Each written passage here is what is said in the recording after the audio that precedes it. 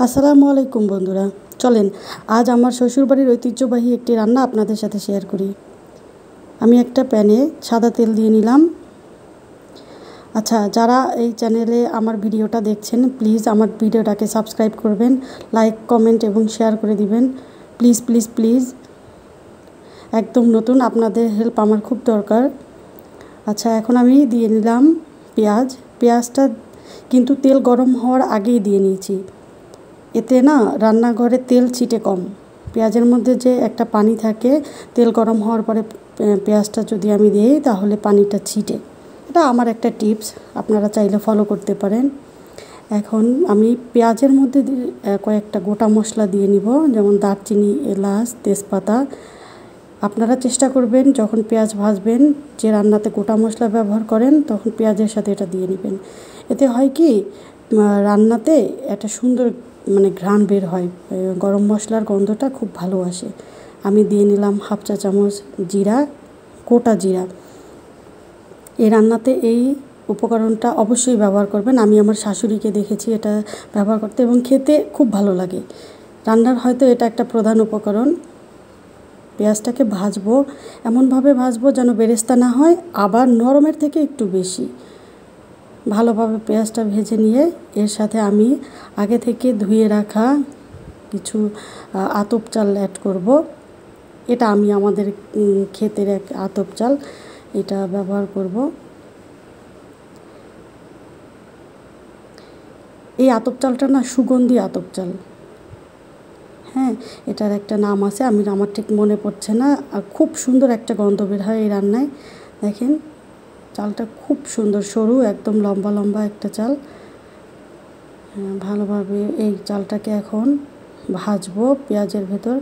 আমি আগে কাঁচামরিচটা ব্যবহার করিনি, কারণ এতে কাঁচামরিচটা ভাজা ভাজা হয়ে যাবে, নরম হবে না। এখন কাঁচামরিচটা দিয়ে দিলাম হাফ চা চামচ হলুদের গুঁড়া, হাফ চা চামচ ধনিয়ার গুঁড়া, 1.5 চা চামচ লবণটা যে যার স্বাদ মতো দিয়ে নেবেন। 1.5 চা চামচ আদা, রসুন এবং জিরা আমি একসাথে বেটে নিয়েছি। এখন ভালোভাবে মিক্স করে চালটাকে ভাজবো, ঠিক ততক্ষণ ভাজবো যতক্ষণ না চালের গায়ের পানিটা শুকিয়ে যায়। ভাজা ভাজা না হলে কিন্তু এই রান্নাটায়, বিরিয়ানি বলেন, খিচুড়ি বলেন বা এই জাতীয় রান্নাগুলোতে না চালটা ভাজা ভাজা না হলে ভালো লাগে না, কেমন যেন একটা অন্যরকম স্বাদ আসে।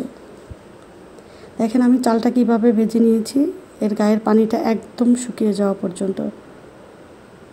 আপনারা বাড়িতে রান্না করে খাবেন এবং আমাকে কমেন্ট করে জানাবেন রান্নাটা কেমন হয়েছে। আসলে এই পর্যায়ে এত সুন্দর একটা ঘ্রাণ বের হয়েছে, আমার যে কী ভালো লাগছে। এই রান্নাটা আমি অনেক পছন্দ করি, অনেক বেশি পছন্দ করি, আমরা প্রায়ই তৈরি করে খাই। এখন আমি আগে থেকে গরম করে রাখা পানিটাতে দিয়ে নেব। গরম পানি দেবেন অবশ্যই, গরম পানি না দিলে চালটা আবার ড্যাম হয়ে যায়, তখন চালটা সিদ্ধ হতে অনেক সময় লাগে এবং রান্নার স্বাদ নষ্ট হয়ে যায়। আমি চালের থেকে দ্বিগুণ পরিমাণ পানি দিয়েছি। যদি নতুন আতপ চাল হয় তাহলে পানির পরিমাণটা একটু বুঝে শুনে দিবেন। আমার চালটা বেশ পুরনো ছিল। ব্যাস, এখন এটা সিদ্ধ না হওয়া পর্যন্ত রান্না করব। আমি 7 থেকে 8 মিনিটের মতো রান্না করব। আবারও একটা রিকোয়েস্ট, প্লিজ যারা আমার চ্যানেলটাকে দেখবেন প্লিজ প্লিজ সাবস্ক্রাইব করে দিবেন। আপনারা যদি সাবস্ক্রাইব না করেন তাহলে আমার রান্নাগুলো কিভাবে সবাই দেখবে? প্লিজ। রান্নাটা হতে আরও 2-1 মিনিট সময় লাগবে। চালটা শুকিয়ে আসছে প্রায়। এখন আমি চুলাটা দমে দিয়ে নিব।